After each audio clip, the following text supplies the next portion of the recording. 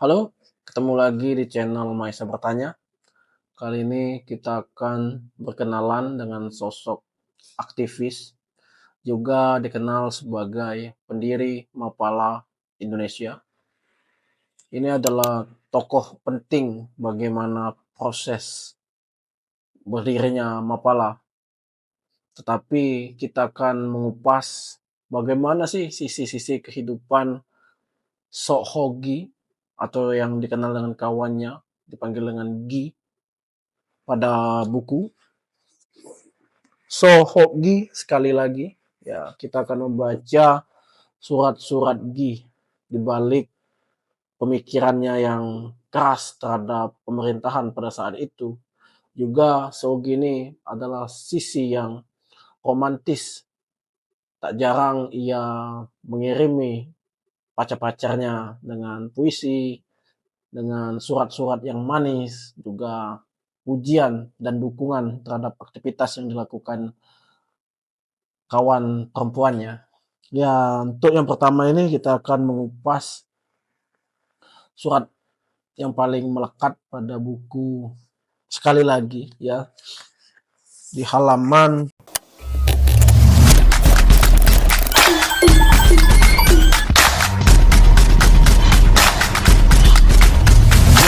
pada buku Sogi sekali lagi kita akan membahas surat-surat Sogi untuk adiknya Luhut Binsar Panjaitan, ya, Kartini Sahrir. Di sini sangat jelas bagaimana Sogi begitu dekat dengan adiknya Luhut sehingga banyak kata-kata yang manis dikirimkannya untuk Kartini. Bahkan Kartini terlihat begitu akrab dengan sosok Gi ini. Bagaimana tidak, ia bilang pada tulisan-tulisannya di sini bagaimana ia sangat mengenal Gi melebihi kawan-kawannya. Saya orang Batak, anak perempuan tertua, dan keluarga saya tergolong pada kolot. Kamu orang Cina, udah gitu nggak kaya, cuma seorang intelektual. Ini sangat menyindir kepribadian Gi, bagaimana ia adalah seorang peranaan Cina. Ia adalah anak dari Solifet, salah satu sastrawan Indonesia juga. Juga kakak Gi, seorang sastrawan yang kita kenal sebagai Arif Budiman. Bahkan Kartini Sahrir itu sangat bersemangat untuk melanjutkan cita-citanya sebagai seorang dokter, ya, karena kita kenal Sogi ini mendorong kawan-kawannya untuk menjadi seorang yang intelektual, seorang yang berani. Ya, Kartini Sahrir banyak pergaulan Gi sehingga pemikirannya terpengaruh oleh Gi, baik film dan buku. Ini kata-kata Kartini Sahrir kepada Gi. Seandainya kamu ada, Yagi, apa yang kamu katakan melihat saya menjadi dokter? Wih. Ini surat ke-9 pada tahun 1984 hingga 2008.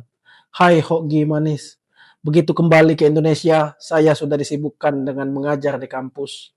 Alangkah anehnya jalan hidup ini. Ada suatu proses evolusi kehidupan yang sedang berlangsung dalam diri saya, di mana kamu dan Ciil menjadi arsiteknya. Dari seorang anak gadis yang naif, saya bertumbuh menjadi seorang akademisi dan perempuan aktivis. Dan dalam kurun perjalanan selanjutnya, saya menjadi seorang ketua umum partai politik. Saya memasuki dan berdansa di dunia yang pada hakikatnya asing bagi saya, tapi tidak asing bagi kamu. Gue sih jadi dosen di S1, S2, dan S3 di UI. Untung aja gue nggak jadi S-teler.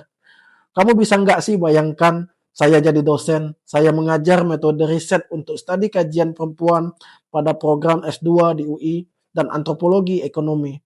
Rekam jejak dari sejak kamu memperkenalkan saya dan dunia akademik yang kemudian dilanjutkan oleh Ciil, membawa saya pada dunia kampus yang tak pernah saya bayangkan sebelumnya. Menyenangkan kembali ke kampus, tapi saya tidak mau jadi dosen yang galak. Saya jadi ingat pengalaman dulu ya, waktu jadi mahasiswa. Saya ingin seperti kamu, dosen iya, teman juga iya. Saya rasa sangat adil dan berimbang hubungan dosen mahasiswa dengan cara demikian. Suratnya begitu panjang yang dibikin oleh Kartini Sahrir untuk G. Bahkan surat-surat ini sangat banyak di buku ini, jelas sekali. Bahkan ada beberapa surat dan setiap pembukaan surat ada tulisan Hoki manis. Bagaimana kedekatan Kartini dan Sahrir? Apakah ia hanya sebatas berteman atau melebihi itu? Meskipun kita berada di dunia yang berbeda, terimalah ucapan terima kasih saya, Hoki Manis. Karena kamu itulah yang menabur benih-benih yang baik bagi saya untuk menjadi manusia bebas seutuhnya. Ciil melanjutkan etape kedua dan telah mengembangkannya dengan indah dan penuh cinta. Perkenankanlah saya meneruskan etape ketiga, sebuah evolusi perjalanan hidup sebagai perempuan merdeka dan dewasa, secara seksama dan dalam tempo yang sesingkat-singkatnya, mengutip naskah proklamasi 1945. Wih, Kartini Sahrir 2009. Banyak sekali kita temui di sini surat-surat dari Gi. Namun ada yang menarik, sebelum Gi meninggal, ia membuat sebuah puisi. Puisi ini tergeletak bersama ia dan Idan Lupis di Semeru. Ada orang yang menghabiskan waktunya berziarah ke Mekah. Ada orang yang menghabiskan waktunya berjudi di Miraza. Tapi aku ingin habiskan waktuku di sisimu, sayangku. Bicara tentang anjing-anjing kita yang nakal dan lucu, atau tentang bunga-bunga yang manis di lembah Mandalawangi. Ada serdadu-serdadu Amerika yang mati kena bom di Danang. Ada bayi-bayi yang mati lapar di Biafra. Tapi aku ingin mati di sisimu, manisku. Setelah kita bosan hidup dan terus bertanya-tanya tentang tujuan hidup yang tak satupun setan tahu. Mari sini sayangku, kalian yang pernah mesra, yang pernah baik dan simpati padaku, tegaklah ke langit luas atau awan yang mendung. Kita tak pernah menanamkan apa-apa, kita tak akan pernah kehilangan apa-apa. Selasa 11 November 1969. So Hogi. Bagaimana puisi ini salah satu puisi terbaik menurutku yang ditulis oleh Sogi. Bagaimana dunia imajinasi dia membayangkan sosok manis pada kutipan puisinya. Bunga-bunga yang manis di lembah Mandalawangi. Mari sini sayangku. Sayangku ini siapa? Apakah Kartini Sahrir? Apakah Dekapan Semeru? Atau jangan-jangan Gi bunuh diri di Semeru? Ini yang perlu kita kupas. Apakah ia bosan hidup dan terus bertanya-tanya kalau kita mengutip puisinya? Apakah itu yang dialami Gi? Kebosanan hidup sehingga ketika di Semeru ia memutuskan untuk memeluk dekat dalam hadapan Semeru. Sekian.